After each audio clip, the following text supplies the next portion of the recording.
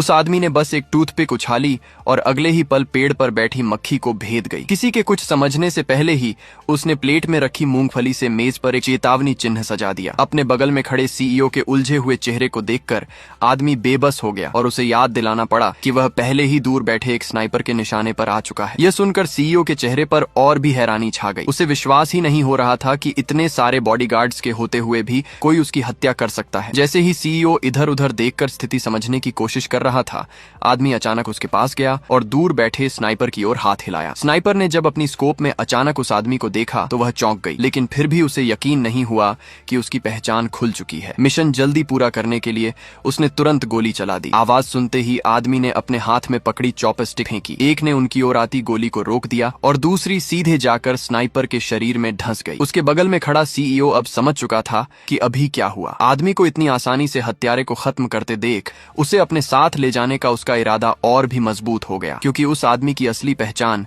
दुनिया का सबसे अमीर व्यक्ति और दुनिया का नंबर 1 हत्यारा थी। लगातार पीछा किए जाने वाली जिंदगी से थककर उसने सब कुछ छोड़कर एकांत में रहने का फैसला किया था। 10 साल बीत गए और इस आदमी ने कभी अपनी असली ताकत नहीं दिखाई। यहाँ तक कि उसका दत्तक पुत्र भी उसकी असली पहचान नहीं जानता था। उसे लगा था कि अब वह शांति से जी सकेगा, लेकिन उसने कभी नहीं सोचा था कि कोई उसे फिर से ढूंढ निकालेगा। सीईओ की जिद देखकर आदमी तुरंत चिढ़ गया। उसी समय उसका दत्तक पुत्र घर लौट आया। आंगन में काले कपड़ों वाले आदमी को देखकर वह स्तब्ध रह गया। सीईओ का नाम सुनते ही उसे याद आया कि वह एक शीर्ष वित्तीय समूह का प्रमुख है। वह हमेशा अपने पिता को एक साधारण किसान मानता था, इसलिए उसे लगा ये सब मजाक है। तभी सीईओ ने एक बैंक कार्ड निकालकर सम्मान से उसे थमा दिया और कहा कि यह उनकी पहली मुलाकात का तोहफा है। दत्तक पुत्र अभी भी थोड़ा उलझन में था, लेकिन जब उसने सुना कि उसमें $1 अरब हैं, तो उसकी आंखें फैल गईं और वह हैरान रह गया। उसके कुछ कहने से पहले ही सीईओ अपने बॉडीगार्ड्स के साथ जा चुका था। हाथ में बैंक कार्ड देखकर उसे विश्वास नहीं हो रहा था